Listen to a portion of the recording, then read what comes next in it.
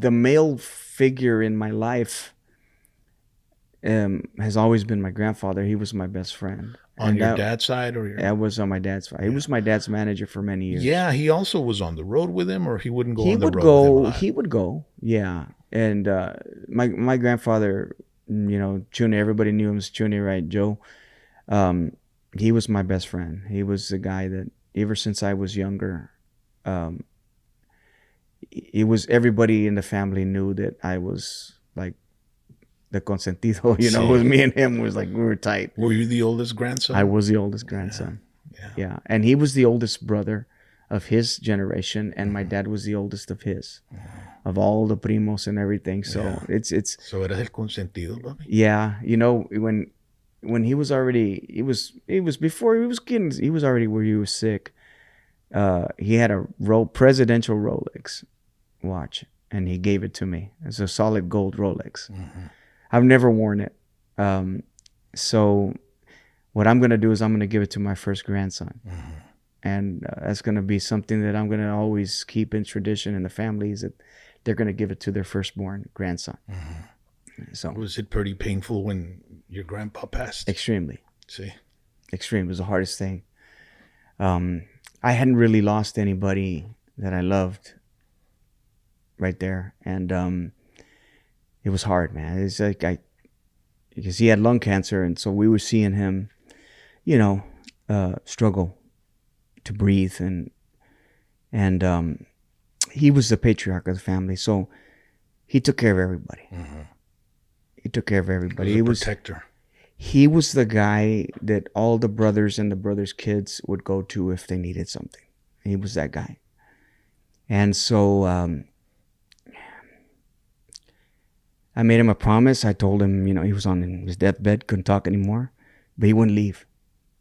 He wouldn't go. And I told him, hey, you can go now. I said, I'm gonna be that guy. I'm gonna be you. Yeah. And so, you fast forward and see, my uncle has cancer. And so I made that promise. Yeah. And I'm doing it. Yeah. Yeah. So. I wish I would have been able to meet your grandpa. He was the best. He was the best. He was a straight shooter, bro. He'd tell you like it is. He wouldn't bullshit you. Hardworking. He was always very proud. He would always say, I raised all my family on potato and beans, and I never asked the government for a penny. All I wanted was just a chance to work, make an honest living, and he did. And he did. It's awesome. And how's your relationship with your kids, man? Like, do you have I have a great relationship with my kids. See, qué bueno. Yeah, a great relationship. Good communication and absolutely. You're there for them whenever they need something. Oh yeah, dude. Listen, 110%. I got divorced. Divorce is hard. But a friend of mine gave me the best advice when I got divorced. It's like, man, this is tough. I'd tell my kid, hey, he was 6 years old. Like, you tell a 6-year-old you're leaving. It's painful. It's rough. Yeah. A lot of men go through that, And my friend tells me, you know what? Regardless of whatever happens, they could be mad at you. They could not your kids, but your ex-wife or whatever could be mad, could say whatever they want. Don't retaliate. It'll pass. You always, for the benefit of them in the long term, you just okay.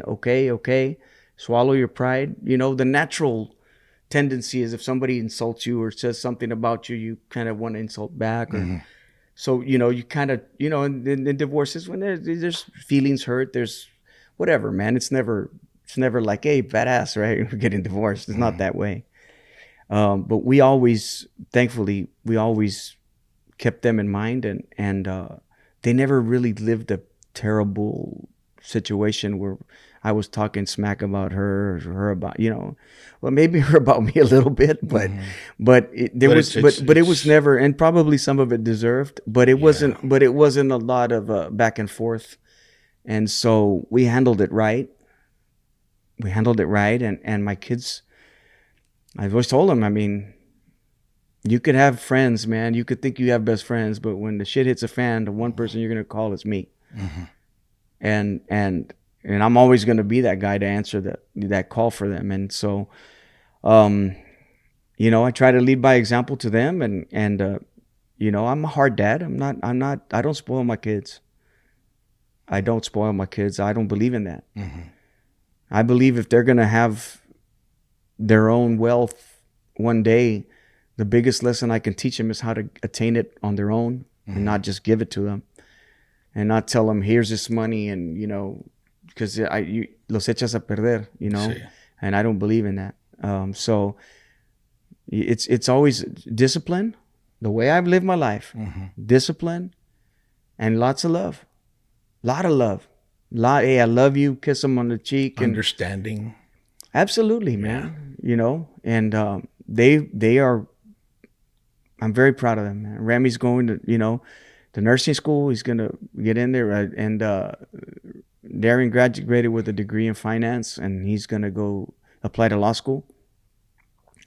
Trey just got into UT Film School, which is super hard to get in. That film school is so prestigious. It has like a 10% acceptance rate of all the people. That was the only school that he applied for. And I didn't pull no strings. I didn't do nothing. He applied. He had to send him a video reel, and he got in. Wow! And so he'll start in August. We already got his apartment up there, and I'm proud of him, man. And my little one, Rodrigo, they love each other. He loves them. They love him. Life is good, man. It's family. It's family. And I know that I've instilled that lesson into them, and it all comes from your background with your grandpa. It absolutely your does. dad. And it absolutely does. The family structure. No doubt.